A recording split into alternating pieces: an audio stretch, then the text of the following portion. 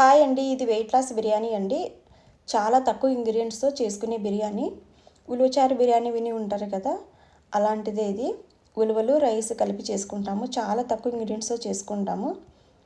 ఉలవల్ని బాగా నానబెట్టుకొని ఒక 5-6 అవర్స్ నానబెట్టుకోవాలండి. నానిన తర్వాత ఉడికించుకోవాలండి. బాగా ఉడికి మనకి కట్టు వస్తుంది కదా, ఆ కట్టుతోనే మనం రైస్ చేస్తామండి. ఉలవల్ని ఇలా ప్రెస్ చేస్తే మెత్తగా అయిపోవాలి, అంత సాఫ్ట్గా ఉండేలా ఉడికించుకోవాలండి. మీరు బాగా నానబెట్టుకుంటే చాలా కట్టు వస్తుందండి. ఆ కట్టుతోనే మనము బిర్యానీ చేసుకోవచ్చు. అంటే వాటర్ ఎక్కువ వస్తాయి, వాటితోనే బిర్యానీ చేసుకోవచ్చు. 1 స్పూన్ ఆయిల్ వేసుకోవాలండి.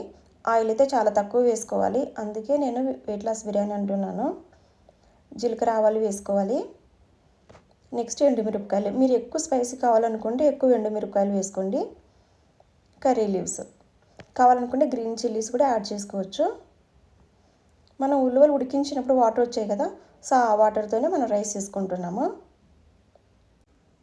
ఒక గ్లాసు రైస్కి 4 గ్లాసెస్ వాటర్ వేసుకోవాలండి. మనం ఉల్లిగడ్డలు ఉడికించినప్పుడు వాటర్లో మనం సాల్ట్ వేసి ఉంటాం కదా, సో ఆ సాల్ట్ సరిపోతుంది. మనం కావాలి అనుకుంటే ఇంకొంచెం సాల్ట్ వేసుకోవచ్చు. రైస్ పక్కన నానబెట్టుకొని పెట్టుకోవాలండి.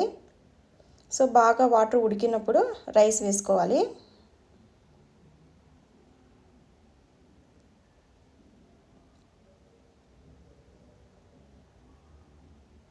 నెక్స్ట్ ఉలవలు ఉడికించి పెట్టుకున్నాం కదా, ఆ ఉలవలను కూడా వేసుకోవాలి.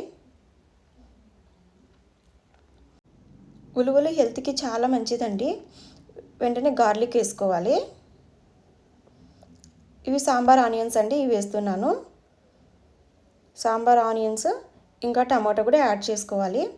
మనం వీటన్నిటిని ఆయిల్ వేసినప్పుడే మగ్గవించుకుంటే మనకి చాలా ఆయిల్ పడుతుందండి. అందుకే ఓన్లీ 1 స్పూన్ ఆయిల్తోనే మనం రైస్ వేసుకుంటున్నాము. సో ఇవన్నీ ఇప్పుడు రైస్ ఉలవలు వేసినప్పుడే ఆనియన్స్ టమాటో పచ్చిగానే వేస్తాము. ఉలవలు అయితే చాలా మంచిదండి, ట్రై చేయండి. రైస్ 80% కుక్ అయిన తర్వాత ఆవిరిపోకుండా దమ్ పెట్టానండి. సో ఒక 10-15 మినిట్స్ తర్వాత రైస్ బాగా కుక్ అయి ఉంటుంది. చూడండి, చాలా బాగుంది, పొడి పొడిగా వచ్చింది కదా. దీనికి బాస్మతి రైస్ అక్కర్లేదండి, నార్మల్ రైస్తోనే చేసుకోవచ్చు. ఇది చాలా హెల్తీ రెసిపీ అండి. మీకు నచ్చితే ట్రై చేయండి. Thank you.